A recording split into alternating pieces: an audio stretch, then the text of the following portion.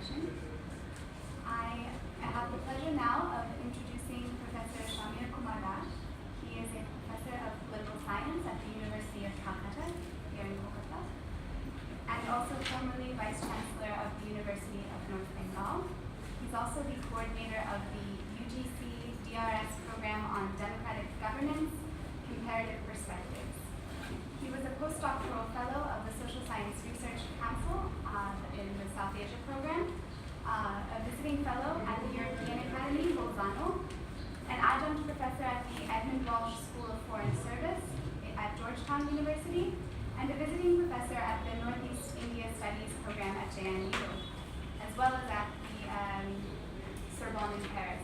We are delighted to welcome him to speak today on the topic of new nomads and their democratic practices.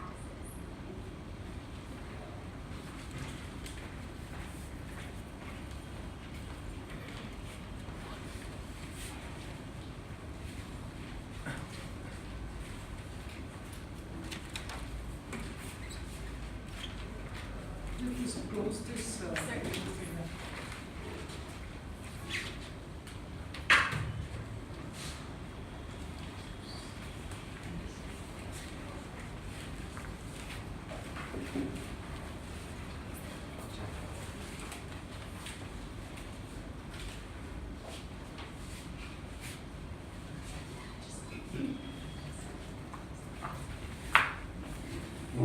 Let me begin by way of thanking the Society for Cultural Anthropology, Kalin and Aditi in particular, for having invited me and for having given me the precious opportunity of what I still consider as some of my extremely tentative and uncut thoughts with you. A part of this presentation was, an earlier version of this presentation was delivered at different places, but this is what I consider as an improved version. But still, I would say that this is a paper in the making. In a baseline survey conducted in 2013 on the homeless children, a lot has been said about homeless children, of North Bengal, it is found that many children are pushed out of their homes either by their own parents who are unable to feed them, and they end up as railway children for whom the platform becomes the home in such railway stations as Siliguri, New Jalpaiguri, Jalpaiguri, Malbazar, and so forth. Once restored, parents in most cases, because that's what I'm quoting from a survey which was conducted on them, refuse to take the children back. For all practical purposes, they do not have any home to return to. According to the same study, the children can hardly escape the dragnet of traffickers for long. They become easy prey within a short while. And then I quote, "With the crisis in the tea gardens," most of you know that the tea gardens in Terai and Duars are in dire straits, "and the existence of an open border with Nepal, incidents of human trafficking are a huge challenge for the district of Jalpaiguri. Due to increased surveillance in NJP station, there is a trend of traffickers using small stations like Malbazar to take their victims. Insofar as they get slowly inserted into the new global political economy of human trafficking, these homeless children seem to have lost their home on a permanent basis. Most of the railway children, the study tells us, are the offspring of disturbed, if not broken homes, if there were any. The closure of tea gardens, particularly in the Duars, has only added to the breakdown of homes. The study also informs us how police raids are routinely conducted on them and how these hapless children are frequently nabbed, detained, beaten, and tortured in police stations without showing any reason. Whenever an incident of crime is reported, in police parlance, these children are described as kawa parties or nomadic parties. Kawa means nomadic, who do not deserve to be treated by the rule of law and are therefore not entitled to rights. The allusion to nomads may be casual but absolutely relevant. The word nomad is derived from the Greek nomads, meaning those who led pastured herds, and is defined by the concise Oxford Dictionary as, quote, member of a people that continually moves to find fresh pasture for its animals and no permanent home, a wanderer, unquote. While a nomad may be one who also moves for many reasons like economic adaptation, political freedom, an escape from revenge and vendetta from rival groups, etc., other than finding pasture for its animals, the qualification that she has no permanent home is what distinguishes her from a merely displaced person. So we are not talking about an ordinary displacement. By all accounts, nomadism of this variety is increasingly becoming a thing of the past, a process widely known in social anthropology as sedentarization, inasmuch as old nomadism is slowly being replaced by what I prefer to call new nomadism or nomadism of our time. Certain groups and communities are identified, if not officially recognized as nomads in the old sense, as in present-day Maharashtra, moving constantly within any given terrain, while new nomads reflect a condition of our time and may be drawn from a wide variety of groups and communities across Bihar, Odisha, West Bengal, or anywhere who are not only displaced but are rendered permanently homeless thanks to the commissioning of development projects, ecological disasters, ethnic conflicts, and so forth, moving from one end to another as the forces and processes of capitalism make their way across state and national borders, and the churning of population takes place on a world scale beyond the control of nation states. So I describe it more as churning of population rather than migration. The famous Arjun Sengupta report of 2006 also highlights how a significant proportion of labor engaged in informal sector, particularly in construction industry, 90% of them, continuously moves about and migrates from village to the city, and then from one city to another, and then back again to the village, depending on the extremely contingent demand for construction labor without a home to return to. The baseline study cited above serves as an exemplar in at least three overlapping senses. One, the homeless children, like many other groups and communities, seldom count as rights-bearing bodies and therefore do not qualify as sovereign in the way in which people in a democracy are constituted as sovereign thanks to the doctrine of popular sovereignty, the defining principle of democracy. How is the people constituted? Not all of us form part of the people. And the children certainly are not part of this people. In Agamben's words, I quote, in modern biopolitics, sovereign is he who decides on the value or non-value of life as such. Life, which with the declarations of rights have as such been invested with the principle of sovereignty, now itself becomes a place of a sovereign decision, unquote. Sovereign power, in other words, always hangs heavy on the nomads, and they, unlike the relatively settled population groups, have to bear the brunt of its exercise. Given the tenuous character of democracy's relation to sovereign power, the nomads are likely to constitute themselves into democratic subjects insofar as they can successfully negotiate with the sovereign power while coming to terms with, if not escaping its influence. Pia has given us some account of how they escape the dragnet and negotiate with it. It may be interesting to find out the exact modalities of such negotiation. 2. The children do not figure in any of the official records. Their permanent homelessness correspondingly renders them unenumerable. In the eye of the state, they simply do not exist, whether as legal juridical personalities or as a sheer census number. In a world where it is obligatory for everyone to have an identity that one can claim as one's own, and is also duly recognized by the state as a legitimate means of controlling one's access to power and resources, voter identity card and unique identification number being the latest in the series of such means, that entitles one to everything ranging from boating and train journey to welfare benefits, including connection of subsidized cooking gas. It is noticed that the new nomads consist of those who are most unlikely to succeed in establishing such identity.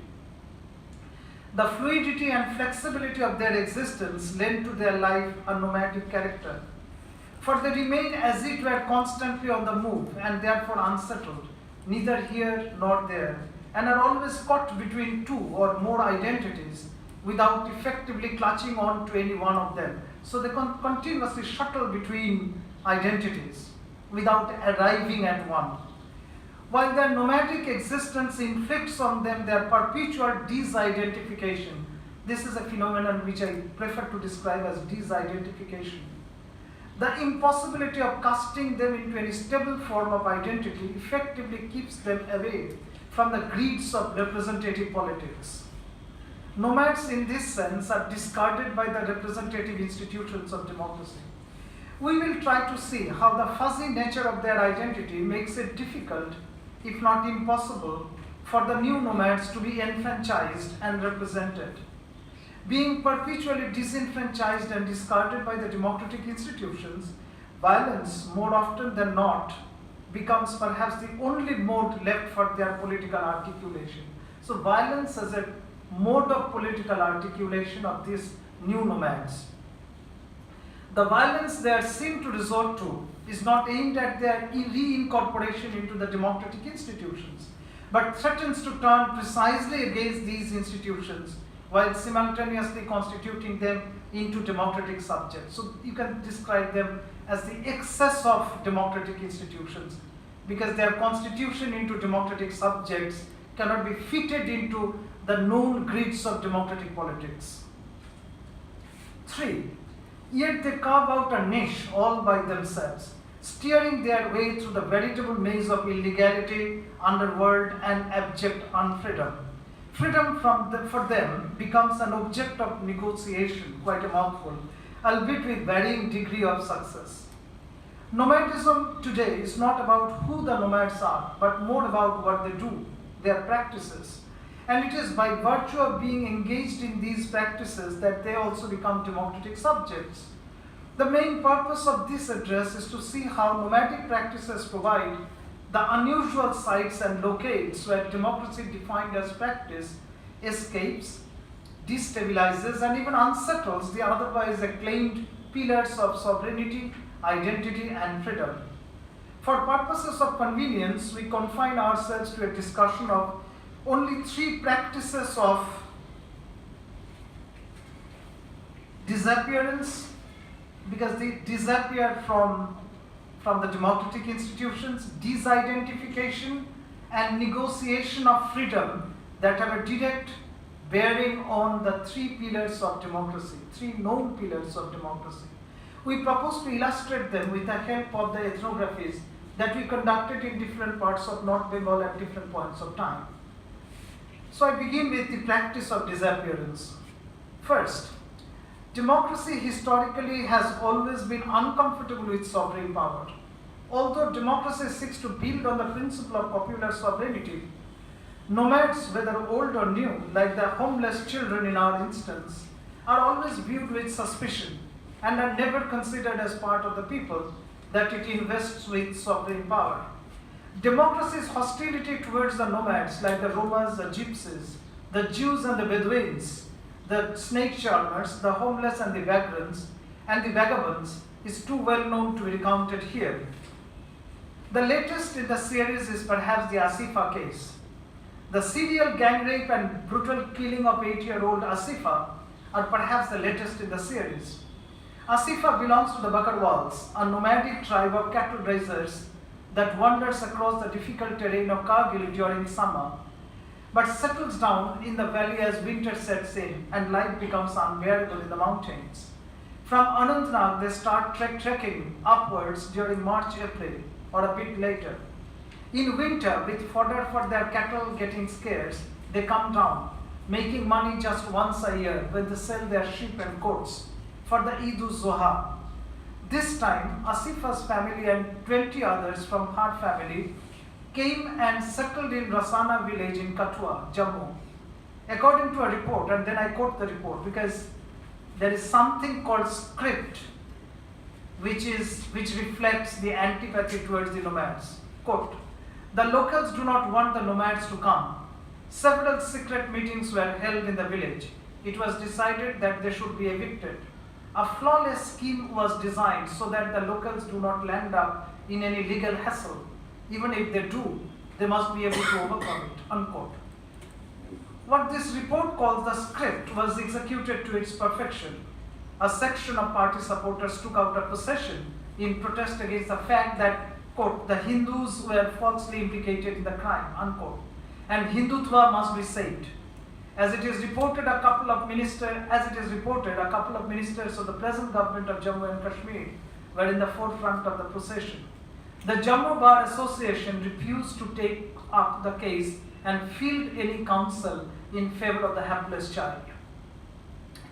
Insofar as the children are thrown out of their ambit of democratic institutions, they also mark what I have described as presence of absence.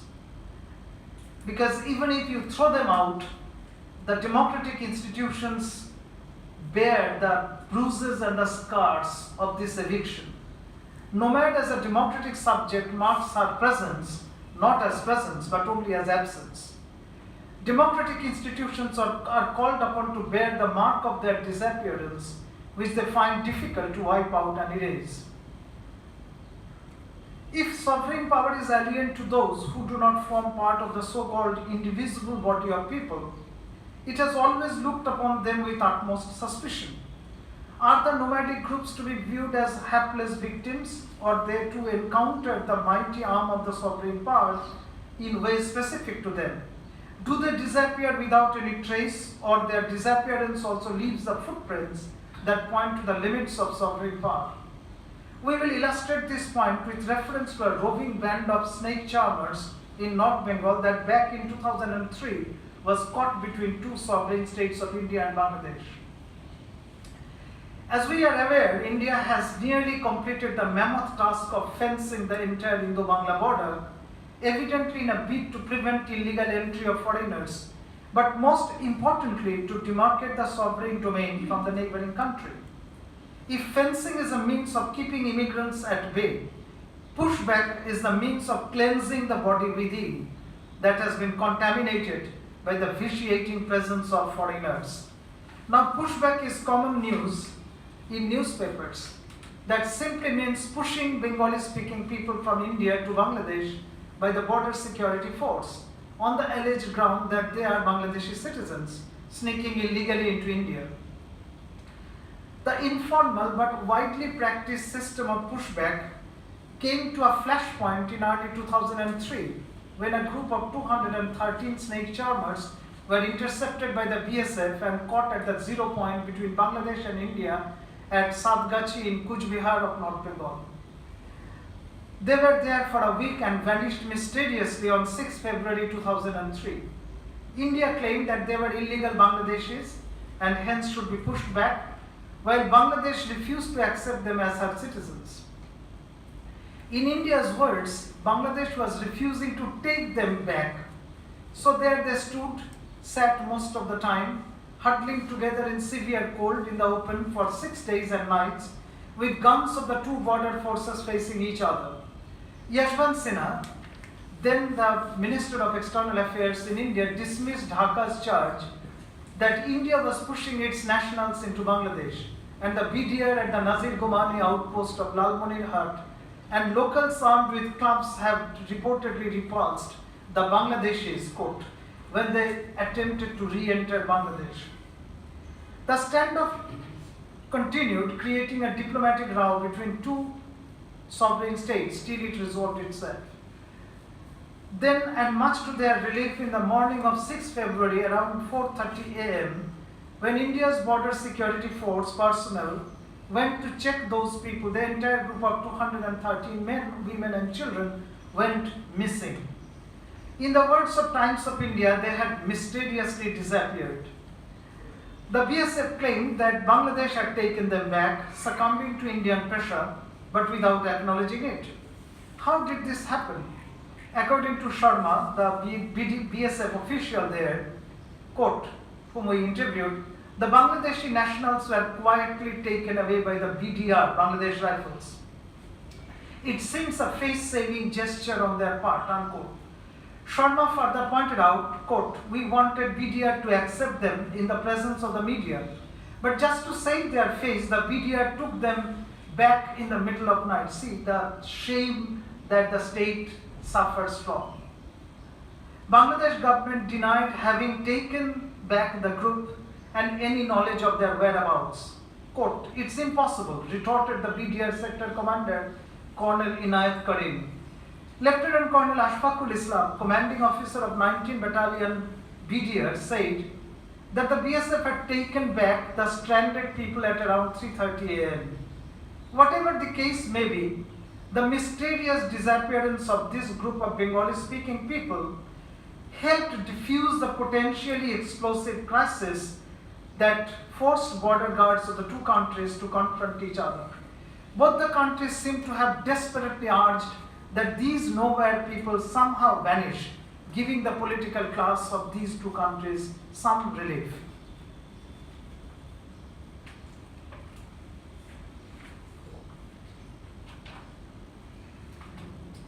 In this tug of war between two sovereign powers, the victims, as it were, do not exist. The state discourse of whether India or Bangladesh erases the victims from its ambit. Uttarbanga Sanbad, a popular daily published from Siliguri, northern West Bengal, carried out a series of reports based on their interviews with the people stranded in the border. The victims included a 2-month-old child of Razina Bibi who was suffering from pneumonia. Abdul Salam, a member of the group, remarked, quote, there is no question of going to India. Even if Bangladesh is reluctant to accept us, we have nowhere to go. It will be better if they kill us, unquote. Writhing in tension and exhausted by hunger, the 213 people have been spending days and nights under the open sky in the chilling weather. Their tension and hunger eventually gave birth to hatred and anger. And as a result, the women snake charmers had warned that they would unleash all the snakes at their disposal if their lives and modesty were ever at stake. Being left in the open, their women were the most vulnerable, and they were sought to be lured away by the traffickers and smugglers active in the border. Sondas and Sadans were taking care of these snakes, as they believed that, quote, the human beings can betray, but not these snakes, unquote. Moreover, they decided that if anyone ever approached them with evil intentions, they would release their snakes on them. Releasing snakes in an age of thermonuclear war might sound ridiculous. The victims in all these instances put up a resistance, as James Scott tells us, in ways specific to them and what appears as their powerlessness. So you know that their powerlessness here is a conditioning factor of the way they organize their resistance. In an era when nation states fight between themselves over the sovereign control of population, the disappearance of these nowhere people is a prerequisite for the persistence of nation states. So they must disappear in order that nation states might survive in a world which is surgically vivisected into nation states. On the other hand, the modern nomads, as Deleuze and Guattari argue, must have sufficiently deterritorialized the space in order that they could move to escape the dragnet of raw sovereign power. Their ability to survive in a world vivisected into sovereign nation states and its surgically precise borders critically depends on their movement and finally their fast disappearance into the blue. I come over to the second mode, which I describe as disidentification.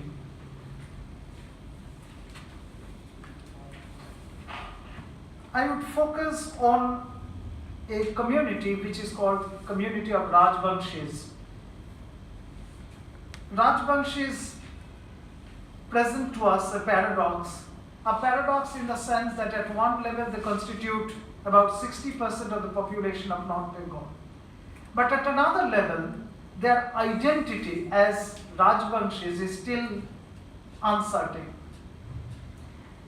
And if you take a 100-year history of the politics of identity of the Rajvanshis, then what you notice is this, that they have constantly been shuttling across a variety of identities. In early 20th century, there was an intense assertion on the part of the Rajvanshis of their Kshatriyahood. You can describe it as an instance of Sanskritization. They wanted to assert their linguistic identity as Rajvanshis or Kamtapuris as opposed to the Bengalis. They also wanted to identify themselves as a scheduled tribe, which they are not till date. While the Rajvanshis are numerically the majority, presently accounting for about 60% of the rural population of North Bengal and the earliest settlers in the region, Kamtapur People's Party, or the KPP, was formed only in 1995 with the objective of creating Kamtapur state within India, consisting of then the 6 districts of North Bengal in a peaceful and democratic way. Now, I would refer to this precisely because you know that their uncertain identity makes it impossible for them to represent themselves as Rajvanshis in democratic politics. And it's for this reason I describe it as a process of disidentification, that the more want to take part in democratic politics, they get disidentified. I come back to the Kamtapur People's Party. The party has been fielding candidates since the 12th general election, but has not as yet been successful in securing even a single seat, either in the West Bengal Legislative Assembly or in Lok Sabha. In the Panchayat elections of 1998, where they have been most successful, the KPP put up candidates in many districts, particularly in Jalpaiguri and Kuch Bihar, and could win only a few seats. In other words, the electoral success of KPP has been minimal, which often is said to have cast doubts about its claim of representing the majority Rajvanshi community in North Bengal. So the argument is that if you are a majority, then prove it in democratic politics of elections, which they could not. The intractable nature of the paradox should not escape our notice. At one level, they constitute the majority in the homeland. They claim to be their own. On the other hand, they find it impossible to translate the demographic majority into electoral majority. It only means that the electoral system functions in a way that only prevents them from establishing their Rajvanshi identity. One's identity as an ethnic subject seems incompatible with that as a citizen of the country. Indeed, we may say that the more they try to establish their identity as an ethnic body, the more the electoral system triggers their disidentification and dismemberment. The more factional strife takes place, the more they want to take part in democratic politics. If Rajvanshi politics, as I have argued elsewhere, is marked by the constant mobility from one identity to another, and therefore always caught in the middle, irreducible two-ness, as Homi Bhabha would have put it, without ever successfully arriving at any one of them, its nomadic character is further reinforced by the paradox mentioned above. So, the nomadic character and democratic politics feed into each other, thereby reinforcing their nomadic nature. So, what do? They try to add to their strength by way of asking for the eviction of the migrants from the south. They describe them as the Bhatiyas. Bhati means the downstream, the people from the downstream. And you know that in West Bengal, the rivers flow from the north to the south. So anyone coming from the south is described pejoratively as the Bhatiyas. So that's one of the demands that they have raised. They often want to enter into some form of broad coalition with other indigenous tribes of North Bengal, which I do not want to go into the details of it. The third demand is that they try to mainstream themselves by way of raising the demand for being treated as a scheduled tribe or being certified as a scheduled tribe. The Uttarbanga Unnayan Sangram Mancho was set up at a 2-day convention on 21-22 December 1996 at Anand Model School, Jalpaiguri, with the demand for an autonomous development council with executive power for the region of North Bengal. So they are actually trying to experiment with all the constitutional, all the provisions that the Indian Constitution gives to us, so that they can mainstream themselves into the democratic politics. It seems that all the channels of political articulation available in our democracy were getting exhausted without producing the desired result. The movement showed signs of rapidly turning violent. In 2004, Greater Kuch Bihar People's Association, GCPA, received a boost with Banshivadan Burman becoming its leader. While GCPA endorses Kuch Bihar's merger with India in 1949, it is completely opposed to its subsequent inclusion as a district in West Bengal. So they want Kuch Bihar to be part of India, but certainly not a part of West Bengal. Banshivadan Burman and others, in a memorandum submitted to the Additional District Magistrate of Kuch Bihar on 18 July 2005, described the integration of Kuch Bihar into West Bengal as, quote, illegitimate, unconstitutional, and interference with the rights of the people of Kuch Bihar. I quote, as per the agreement of merger with India, forcible imposition of Vidhan Sabha or state legislative assembly elections on Kuch Bihar is completely illegitimate and unconstitutional, unquote. On 20 September 2005, the association organized its Fast Unto Death program, reportedly with about 30,000 supporters. While the then Chief Minister of West Bengal was supposed to visit Kuch Bihar on 25 September, the supporters of the movement clashed with the police, resulting in 6 deaths, including 2 policemen. Kamtapur Liberation Organization, an underground organization, was established in December 1993 at Kumar Gram.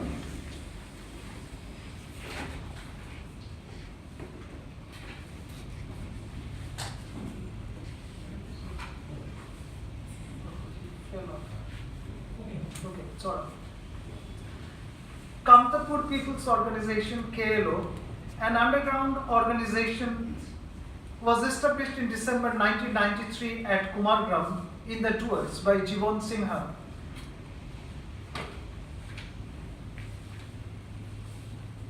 The exact nature of its relationship with KPP, which is a parliamentary party, is not known. The slogan of the newly formed militant organization was, quote, we will achieve the freedom of our nation in exchange of a drop of blood, unquote. Ek bindu rokter bodli katia anim jatir sadhinata, unquote. It seems that they discovered that if representation is the key to democracy, they cannot represent themselves within the existing democratic setup. And they also realize that they are on the wrong side of the sovereign power. They resort to militancy and violence not to reorient the democratic institutions, but to capture sovereign power for them. If the representative institutions of democracy have kept them outside their arena by persistently keeping its doors shut and subjecting them to what Agamben calls raw sovereign power, they resort to democratic practices that violently turn against these institutions and release new democratic possibilities by constituting them into sovereign subjects. For borrowing from Etienne Balibar, one may say, when translation from the ethnic to the representational is impossible, it is, quote, the combined use of different languages that makes politics both creative and revolutionary, unquote. I come over to the last part, which is freedom, and freedom which is defined as a practice. As one is constantly on the move, does one live under conditions of abject unfreedom? Bereft of any institutional support and deprived of the rights and freedoms so dear to the Constitution of India, most ethnographic accounts portray the nomads as victims sans any agency. We, on the other hand, argue that they too tend to negotiate and steer their way through conditions of abject unfreedom, albeit with varying degree of success. Then it's a long quote actually from one of our ethnographic accounts, which will take time, and I don't want to go into the details of it. But to cut a long story short, is a story of a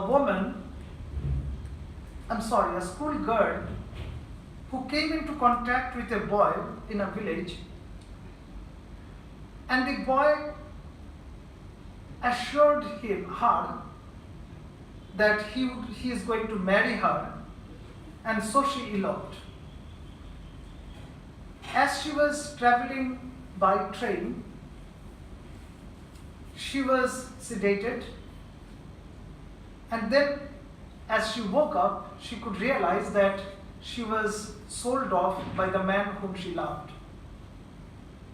She always had this dream of coming over to Calcutta, which for her was a dream city, but she discovered that she was somewhere in North Bengal and she was never near Calcutta.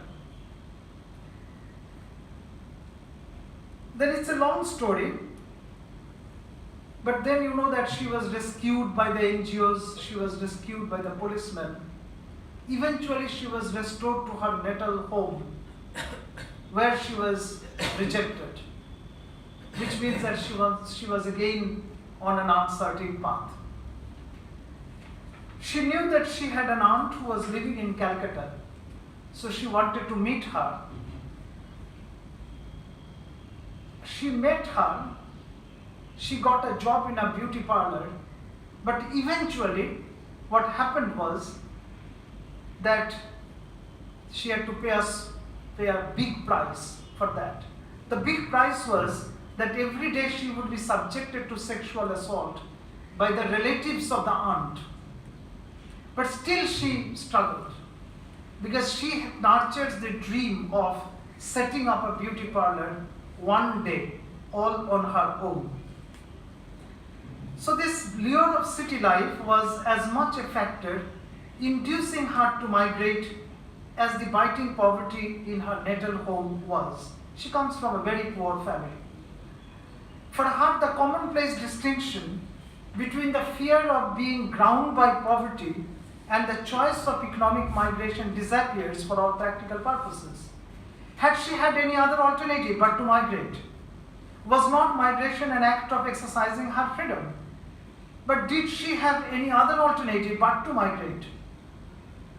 Sen, in his Rationality and Freedom, makes a distinction between process-oriented and option-oriented notions of freedom. Process-oriented meaning of freedom revolves on the person who is exercising freedom.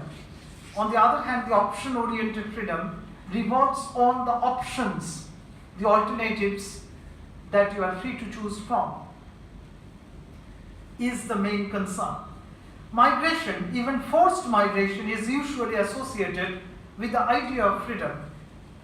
You see, for example, the entire array of economic theories which actually tend to view migration as a matter of choice. For the freedom the migrants exercise while migrating from one place to another makes it possible for them to avoid deprivation, poverty, and persecution that this girl had to suffer at home. So she was suffering the same persecution at home. Although at one level she exercised her freedom to migrate from one place to another and had complete control over the process of choice, at another level she had hardly had any option other than migrating, till luck smiled a bit on her and she was able to settle herself. The freedom from being determined by forces external to oneself, that's how Kant defines freedom, or what Sen calls processual freedom, was not complemented by the availability of options. She had nowhere to go. She was unwelcome at home. So you can be a migrant at home. The search for settlement did not turn out to be a happy experience for her. She had to travel a long and dangerous road till she could settle herself, only in a relative sense. The girl's case represents a dilemma of a deeper sort. Neither the freedom against migration, nor the freedom of enjoying a home, nor even the freedom of migration has any meaning for her. For her, freedom implies her continuous struggle for turning the outside into her home. She had no home at home. Does she live under conditions of abject unfreedom? Perhaps not. For she never stops but continuously negotiates with her unfreedom, walking long, uncertain and dangerous road without being daunted by the given conditions. She is as much homeless at home as she is outside her home. The journey has not yet come to an end. She does not give up even in the most adverse of circumstances, and carries on by seeking to re-articulate the long, flat and slippery space of her unknown journey in a way that she can turn every point of it into her home. So remember that every point outside is a potential home for her. I argue that exercise of freedom calls for re-articulation of space by way of desperately trying to make any point on its surface one's home. Freedom in this context consists in the act of making home. Contemporary cultural anthropology describes it as placemaking, but I am not quite comfortable with this expression. Freedom in this context consists in the act of making home when options, as per sense formulation, simply do not exist. As Tagore reminds us, quote, "I will search for my home that only lies across many countries," unquote. I think Tagore was much more insightful in offering this argument. Hence, besides Sen's two-dimensional theory of freedom, we perhaps need a three-dimensional theory with the practice of carving out a space under conditions of abject unfreedom as a third dimension.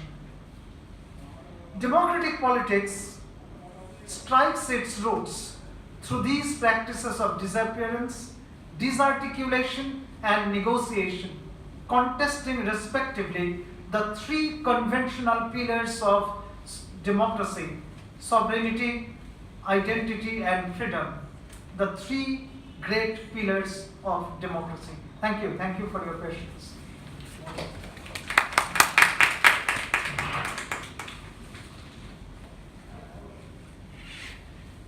Anyone have any questions or comments?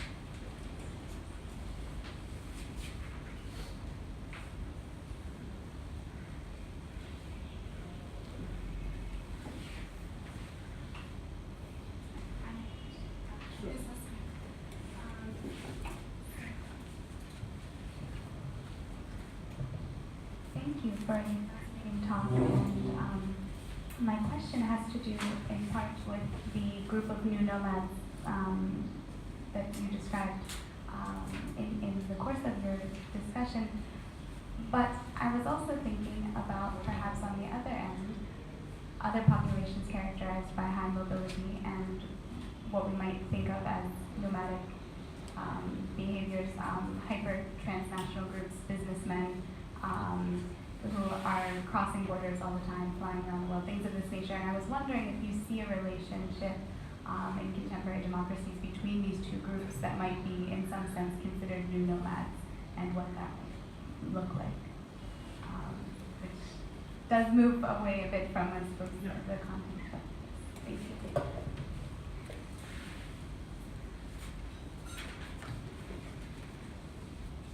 You know that you have, I guess, about a dozen books with the title Global Nomads. And basically, these books deal with the kind of nomads that you were referring to. The corporates, the fly-by-night businessmen or management personnel. Some of the narratives are very interesting, that your mom comes from X country, your father from another country, and then you have a global family which is constantly on the move. It speaks of a new dispensation of capitalism. which actually is borderless. But then this is a capitalism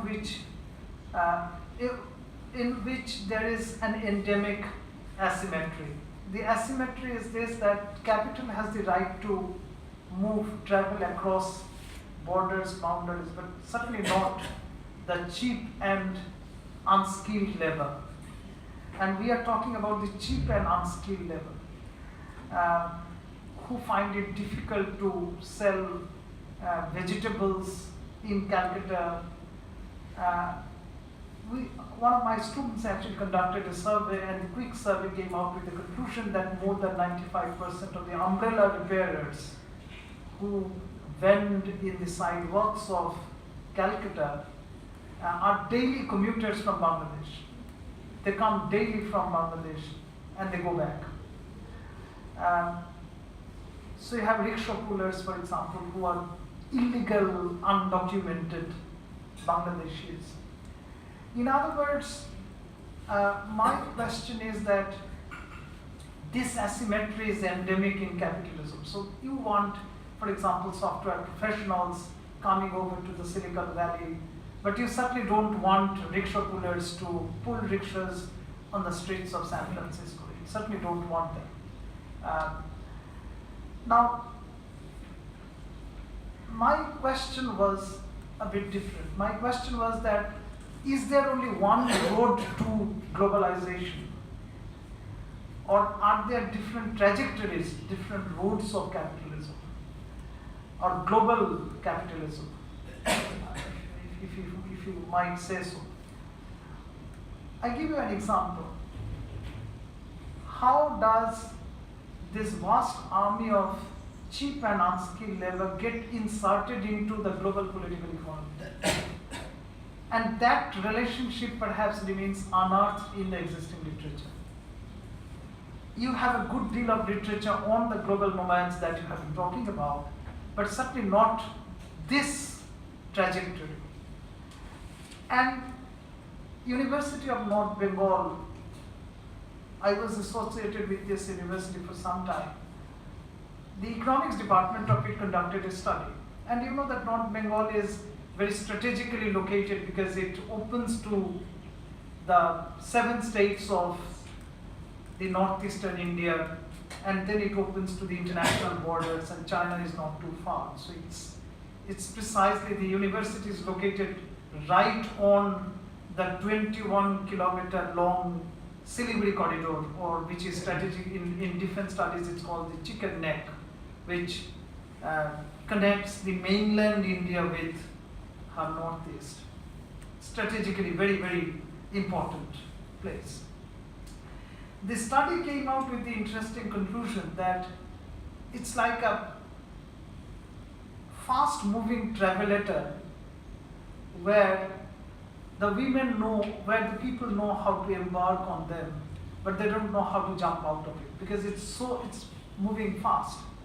So the village girl is lured away, or sometimes she doesn't realize that she is being sold by people whom she trusts. Maybe her father, maybe her elder brother. And then today the little girl from Harishchandrapur in the district of Malda, tomorrow she discovers herself in Siliguri. The day after she discovers herself in Kathmandu, and then Mumbai, and then Bangkok, and finally to Copenhagen. So you know that it's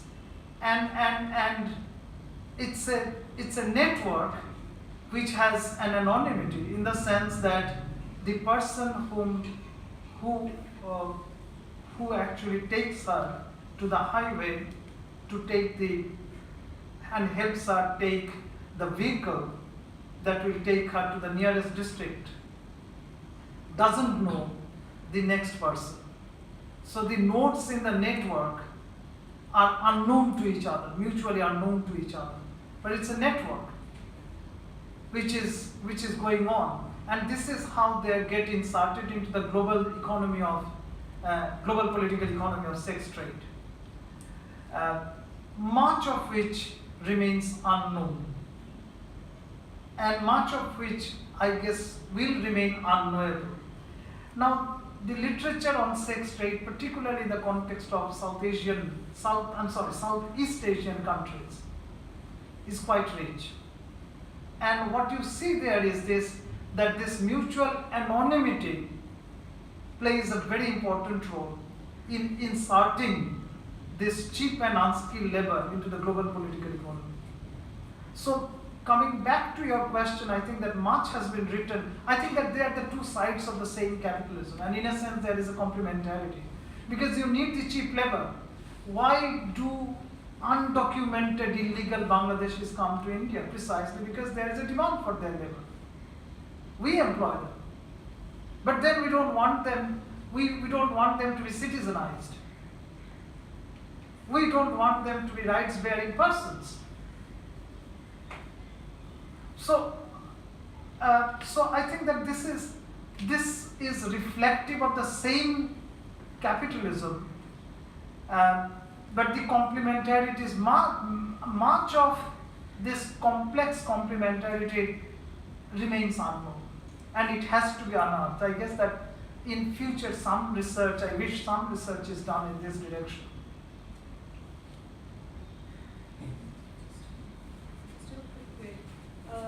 Since you were saying, I don't know if I have got it correctly.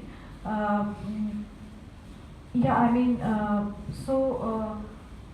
the more we come to know about the narratives of, say, biometric identification, different cards, and other kind of, the more and more aggressive measures taken by the state in favor of identification, there is also perhaps spaces being created where the disidentification grows, in fact increases perhaps, which is inherent in the process perhaps itself, where certain spaces for disidentification is left, and certain spaces for excess is being created where you are locating these new nomads perhaps.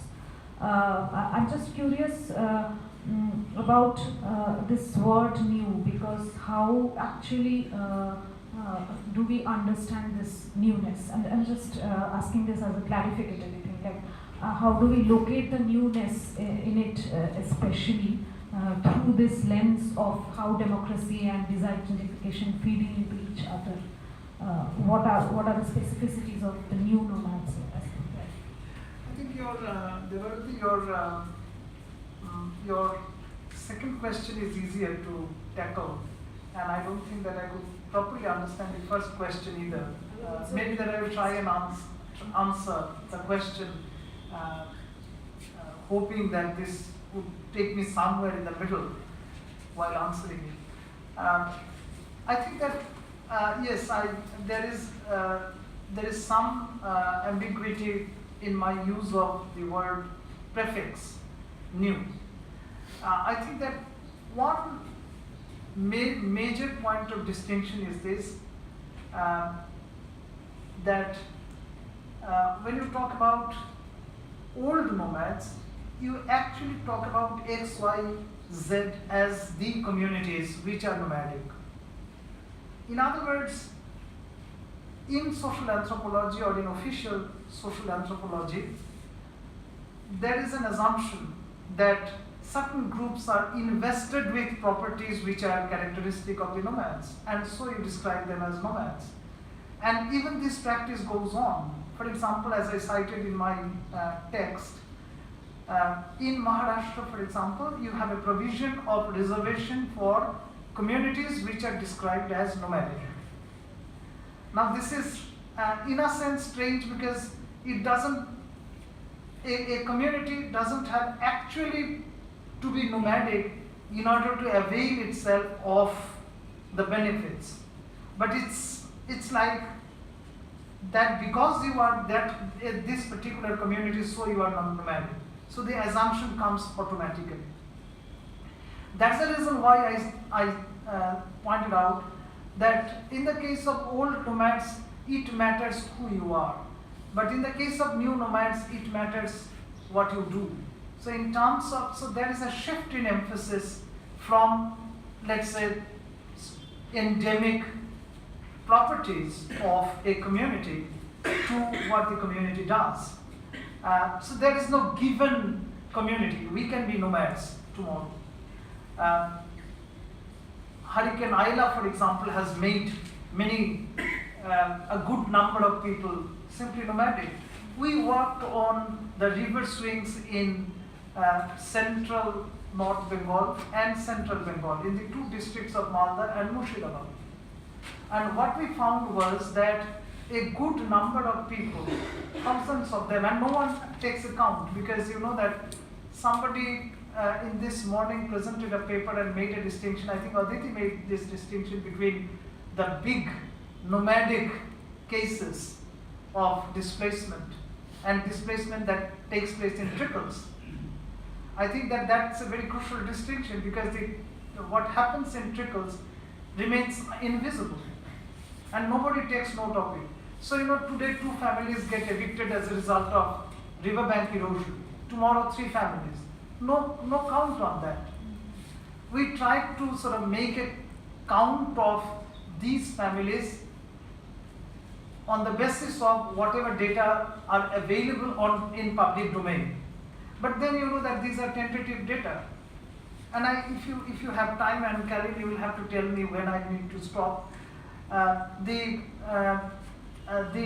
example that comes to my mind is that I thought that the data would be available with the state irrigation department. And the state irrigation department told us that no, our responsibility is just to calculate the loss that takes place and that is inflicted particularly on civil structures. So you please go to the rehabilitation department. So when I went to the rehabilitation department, they said that we can give you data of those people who have been given rehabilitation. It doesn't mean that all victims got rehabilitation. So you know that finally I concluded that the victims don't exist. So you have a problem of riverbank erosion without anyone being affected by it. So it's a strange, it's a bizarre world, Kafkaesque world, where everything goes on and you just can't prove. So I think that this is the reason why I propose to make a distinction between old nomads and the new nomads. And I think that the second important point of distinction between old and new is this, that in the old case, you know that they are considered as marginal, in the sense that they are, you describe them as the rejects of the dominant mode of production. But on the other hand, and in response to Kalin's question, as I said, that this is actually a corollary to the kind of capitalism that has taken on a global form. So today, this new nomadism is a direct outcome of the way capitalism functions in a globalizing world. So the nomads are not outside capitalism. They are very much inside capitalism. That's the point that I want to emphasize. It did not come up because you know that I was more concerned not with political economy of nomadism, but very much on the democratic practices. So that's the reason why I did not go into the details. Coming to your first question, what was that question? I was wondering actually, I was a little confused myself because I was thinking about James Scott's work since you mentioned that. So that came to my mind, and I was just trying to think of the people that he describes as actively trying to flee state-defying population, and the kind of people that you are bringing up here who wants to get inserted in the democratic processes and are getting more and more disidentified in the process. So I was just trying to... No, I think that the answer to your... I'm sorry, did I turn it off or... Can you hear me? Yeah. Is it all right? Okay. Now, I give you an example. Now, you know that it can have a variety of consequences. Now, I give you an example. The example is something like this, that you know that there is a growing literature on racism in India, and particularly in the context of India's northeast. I remember having read a poem which goes on like, which raises the question, how does an Indian look like? So you have some idea of how an Indian looks like, and if you are coming from the northeast with your sort of quote unquote slopey eyes, chinky look, then obviously they will ask for your passport as soon as you disembark at Indira Gandhi National Airport in New Delhi. Now, in other words, I refer to this, and then if there are examples when you have genuine citizens who are being subjected to torture, and torture ending in death. We have examples, and these have been fairly well recorded. Now, how can you negotiate with it? One way of negotiating with it is that you actually try to make yourself look like an Indian. In other words, you follow the same, you try to beat your opponent in the same game. And I would say that, and even if you feel inveterate hatred, I would say that this has to do with Freudian understanding of intimacy, that your enemy becomes your object of love. And that's how you try to transform yourself. All right. Now, I cite this, and as you try to, and this is an impossible job. And so, these practices actually lead to your dismemberment, or the dismemberment of the community. It leads to disintegration of the community. Because the more you want to become Indian, so much so that your Indian identity becomes secure, that itself becomes a source of schism within the community. Sometimes you want to be recognized as a scheduled tribe, as a scheduled caste. Sometimes you want to be recognized as want your language to be recognized in one of the schedules of the Constitution of India, so that your identity, so that you feel secure. But whatever you do, you know that there is always an internal critic which you are unable to handle.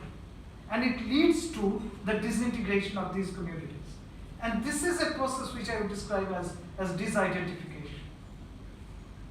And so the main problem with identity studies is this, that they are actually here and now kinds of attempts. One has actually to take a long historical perspective in order to understand how, for example, a community shuttles from one identity to the other, and particularly in the context of the nomadic groups. Nomadic, not just in the physical sense of the term, but in the metaphorical sense of the term, in which I have also used it. I don't know whether I could answer your question, but I think that this is a possibility which Foucault would not have understood. Because for Foucault, it's a power-only world, where everything comes under grid, under the same grid. But then you have, for example, there are some groups and communities which refuse to be inserted into it, and which not just refuse, but it's impossible for them to get inserted into this grid. Is a challenge. And I think that democracy can be discovered in those interstices and in those cracks of the web of power, the power web that Foucault was talking about.